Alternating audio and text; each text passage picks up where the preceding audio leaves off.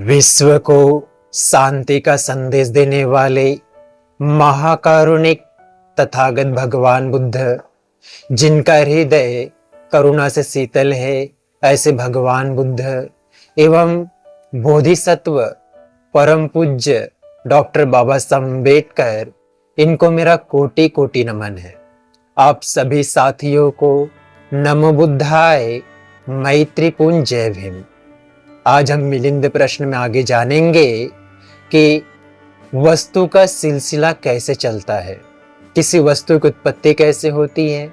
इसके बारे में जब राजा मिलिंद भंते नागसेन के पास में प्रश्न करता है कि भंते, जो व्यक्ति उत्पन्न होता है क्या वही व्यक्ति होता है या दूसरा होता है? तो भंते नागसेन कहते, राजन, ना वो वही व्यक्ति होता है और ना ही दूसरा होता है। तो राजा मिलिंद कहता है, भंते कृपया उदाहरण दे करके समझाइए।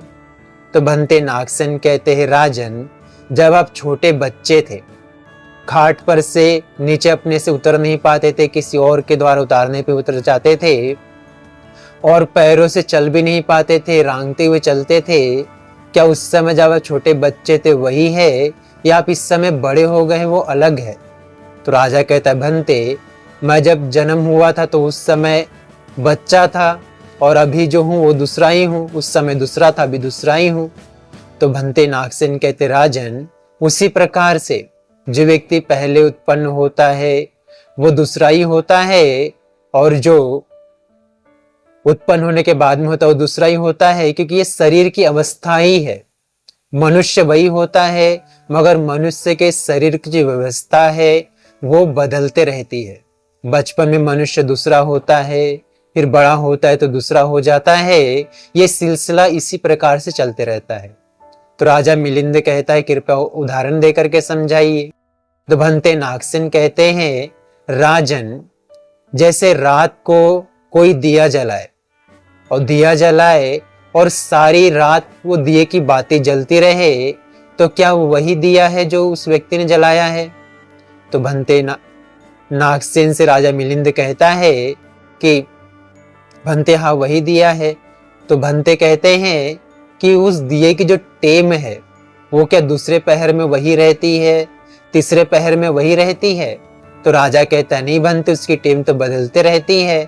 तो उसी प्रकार से भंते नागसेन कहते हैं कि जैसे जो दिया हमने जलाया था वो सारी रात जलते रहा, मगर उसकी जो लौ है, जो टेम है, वो निरंतर बदलते रहती है।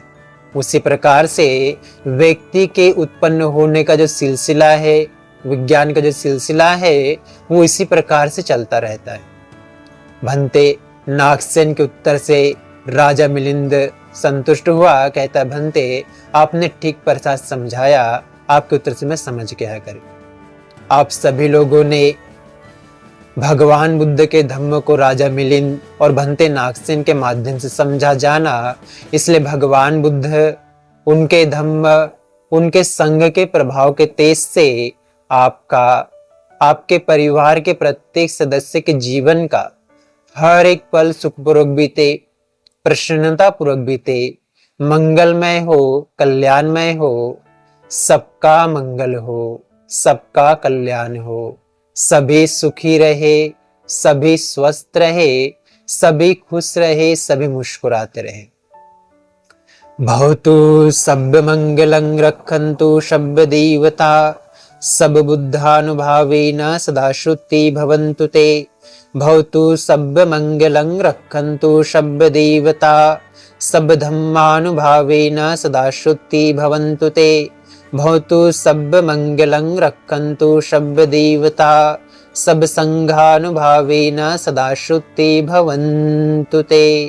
साधु साधु साधु।